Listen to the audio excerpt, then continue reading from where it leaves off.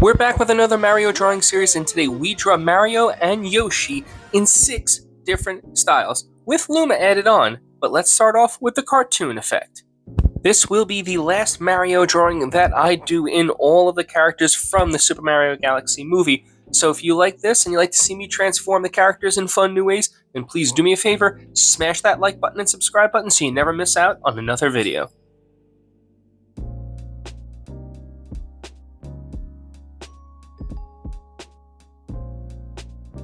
And for this cartoon effect, we're keeping the colors nice and simple and smooth with just clean, bold lines to finish everything up, just to make it look like those 80s and 90s Saturday morning cartoons.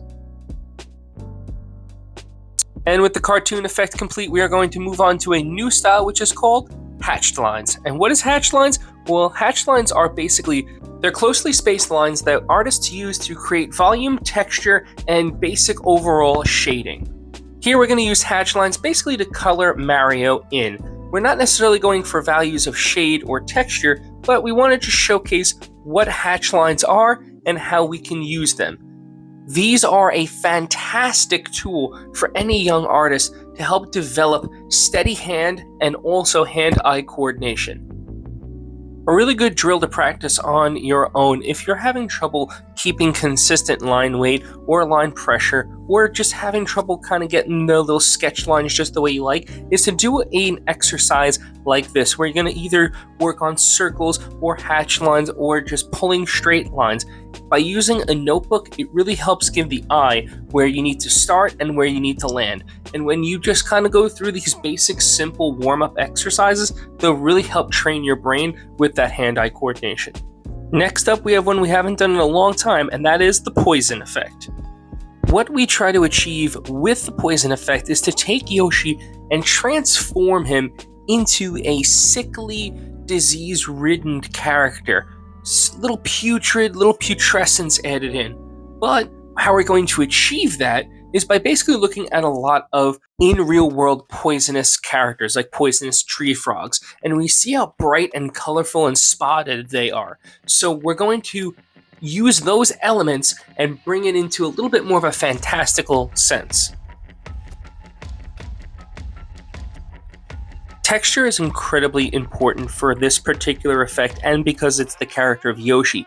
So what we want to do is use the grain of the paper and use tiny concentric swirls with alcohol markers. Because of how translucent the alcohol markers are, they can build up these really cool layers of this jelly-like structure within the nose and the mouth. And that's how we're going to get that nice poison feel. We want to also work on color, because color is key here. We can't just make it a traditional Yoshi color.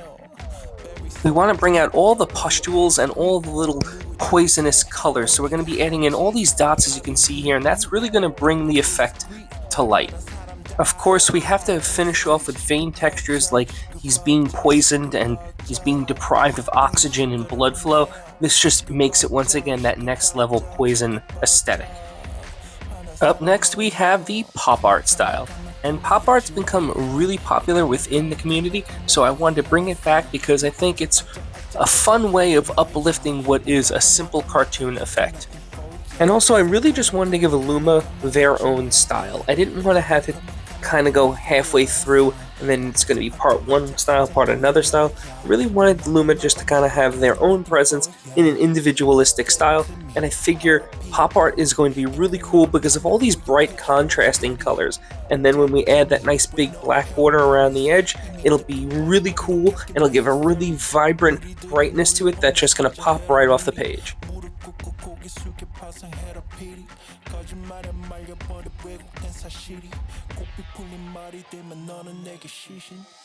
Just going to add these last minute outlines, and we're going to call this section complete as we head on over to another one I haven't done in a long time, and that's Shattered. Basically, we want to look just like we cracked the page with our fist and we shattered the image. And when you sketch out your shatter, you can do as little or as much as you want. This is a cousin effect to the torn effect that I do. Basically, if you want to add a ton of cracks and you want to add a really big broken section because you're like me and you're a little lazy and you don't feel like drawing everything, well then that's absolutely cool. Go ahead and do so. Or if you want to go with a very minimalistic crack and add a whole bunch of spiderwebs, again, that's really cool and you can do it your own way. That is what I love about these kind of effects. You can kind of make them your own. And as you can see here, I'm doing a semi-realistic coloring. Not too realistic because that's what's going to come up next, and we want to make sure that we don't outshine the realism. And again, as we're going to add these lines in, you can add as much spiderweb crack marks as you want, and also all the little broken bits that we're going to add in, you can do as many of them as you want, but do make sure you add the little bit of highlight. So you're going to see here later on that I'm going to take the paint pens and I'm going to just pop in that little bit of color, and that's going to give all the reflective areas, and it just makes the image come to life in that new way. So when we pop in these highlights, it's all the little reflective bits. But now, let's make this as close to the movie in realism as we can. Now, if you're struggling with realism or trying to make things at next level realistic nature, here's a couple of tips that can help you. One, try working with a medium toned base layer first. So as you can see, when we're coloring Mario in, we're not going with the lightest skin tone, we're going pretty light because we're going to be adding a whole bunch of peaches, browns, yellows, reds, and oranges, and that's going to give us all the colors and textures that we want.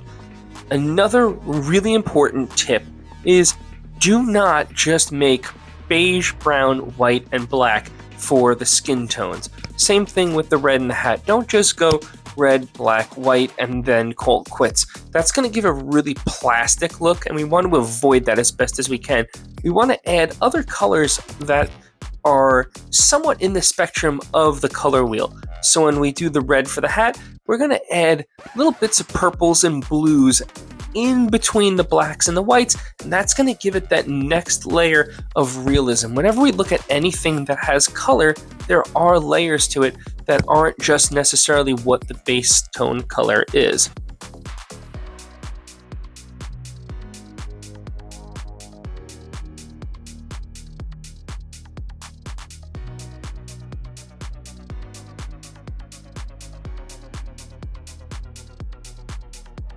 Another and probably the most final important tip for realism that I can add to everyone at home is take your time when it comes to trying to get those really smooth blends.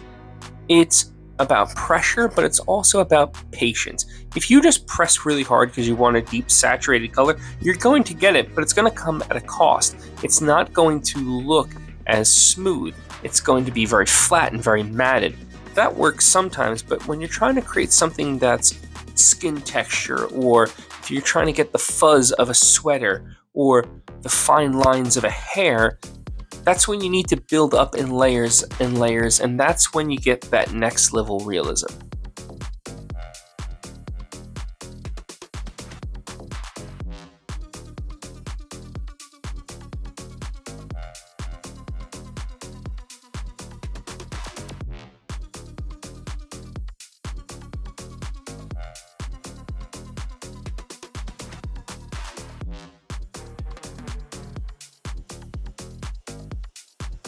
We are just about at the 8.5 minute mark, and if you are still with me, then please do me a favor. Once again, if you like the content, hit that like button and subscribe button because it really means a lot to me. One of the best things and one of my favorite things about this channel is all of the people in the community that reach out in the comments section and tell me their favorite characters or tell me the problems that they have in art, and I try and help them out along the way, and just the response that I get from the community, it really does make the channel worthwhile.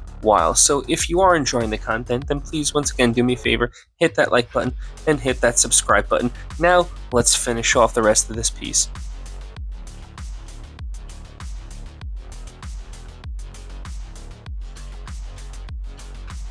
I absolutely love the way this section of Yoshi came out, and you can just say, well, it's a small piece of his head, but it's about the textures and about the colors that came together, and it just, sometimes when things come together and they work and they fit, it just feels good. Whenever you do something artistic and it just, the things go the way that you want, it just, yeah, there's nothing kind of like it whenever you're creating something, because not only did you create it, but it came out just the way you wanted.